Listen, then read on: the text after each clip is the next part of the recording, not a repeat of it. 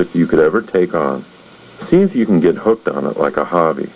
Make it enjoyable instead of some grim change you should make. It's not always easy to mentally convert what you're doing to what I want to do. If you're in the habit of thinking of yourself as a slave who should be doing things, living the life you want to live is like learning to swim for the first time. It's not cold or selfish to live the life you want. Your fear of becoming selfish is something you'll lose with practice, because you'll see how many people you contribute to when you're doing things because you want to do them. You'll feel your resentment leave you. You'll feel reinvented, and your happiness will make other people happy. How can that be selfish? Saying I want to is often hard at first, but only because you're not in the habit. So you might have to fake it till you make it. This is what I want to do. This is my choice. I'm as free as a bird, and I choose to fly this way today. After a while, it'll start to feel more real, and you'll access your energy faster and faster each morning. You'll be inventing an owner's voice inside you. All it takes is practice. Your victim voice will actually grow weak from neglect. The less you use it, the stranger it'll feel when it speaks up. Soon the victim voice will feel wrong and out of place. Continue to allow yourself throughout the day to see that you're doing what you're doing because you want to. Instead of moaning that you have to shovel the snow outside, you can talk internally about what you want. Think about the clean sidewalk. Think about what you want, not what you don't want. Talk to yourself about the good feeling you get in the cold, fresh air when the task is complete and your muscles are pleasantly humming and the snow is all shoveled. You want that. You know you do. So admit it. You are happy. Deep down inside, admit it. You're living life as you want it, and anything you don't want, you'll change. Be aware of how much you truly enjoy every journey to a goal, even small ones, like the goal of a clean walkway after a snowstorm. Let yourself know how much you enjoy it. Thinking you do it because you should or because you have to is just an old habit of moping around like a victim. It got you sympathy sometimes, but it didn't get you the life you wanted. In fact, the sympathy you got probably led you to even more self-pity, and the downward spiral continued into truly depressing fatigue.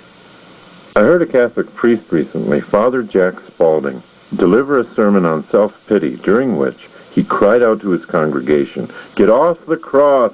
We need the wood!" Victims constantly use the word swamped. They say, "I'm sorry I couldn't make it to our daughter's graduation, but I was swamped." They say, "Honey, I'm not going to be coming home when I said I would because I'm swamped." Swamped is a word we use to describe a situation we are in, and it's a word that mentally puts us even deeper into the situation. It's a word we use with other people to get them to pity us and appreciate our situation. "I understand what you're saying," said an auto parts store manager to me, "but what if you're really swamped?" "There is no such thing as swamped," I said. "You are not swamped until you say you are. Swamped is just a word you're applying to a situation." "Right," he said. "But in our work, if you had my job, I think you'd be swamped too." "There is no swamped until you say there is," I told the store manager. "If you were to die from this condition you're calling swamped, they wouldn't find it in you. When they put you on the table in the morgue to cut you open, there wouldn't be any swamped in your body. That's because swamped does not exist in life. It just exists in language." "So what does an owner say when he's swamped?" the manager asked. "The owner is not swamped to begin with," I said. "The owner is almost always focused." Focused is the opposite of swamped. An owner knows that he can only do one thing at a time, and in order to do that thing quickly and expertly, he must not be preoccupied. He must not be trying to do a million things at once and not doing anything well. The workshops and seminars I conduct are often delivered to people whose corporations have just undergone downsizing, where employees have been abruptly laid off. The bitter resentment against management is in the air during these workshops, and fortunately, participants usually have the courage to speak up. What if you have fewer people in your department and you're being asked to do more, is a common question. What if your manager gives you more than you can do? Can't you be swamped then? Haven't you ever been up to your ass in alligators with no way to drain the swamp? Yes, I have. But it was my own thinking that had me up to it with alligators. Someone in the habit of living in the ownership spirit simply refuses to be swamped. When the owner is given 24 things to do in a week, and she knows that she can only do 7, she's not swamped by that at all. She has 100 words she can choose to use to respond to that situation, but she'll never choose swamped because she knows how fatiguing that would be. She might even choose to be amused by the request. That would demonstrate a very high evolution of the spirit. At the very least, the owner can be concerned by the request and see an opportunity to have a very useful communication with the manager. I notice you have given me 24 things to do by the end of the week, the owner might say. As you know, I'm committed to doing a great job for you on everything I do. After looking at this list, I see that I can probably do 7 of these things by the end of the week. I want to make sure that I do the 7 things that you think are the most important, so I'm asking you to help prioritize them with me. If I finish the 7 faster than I think I can, I'll certainly get to as many of the other 17 as I can. I'm not complaining or trying to get out of work. I just want to make sure I'm doing what you most want done.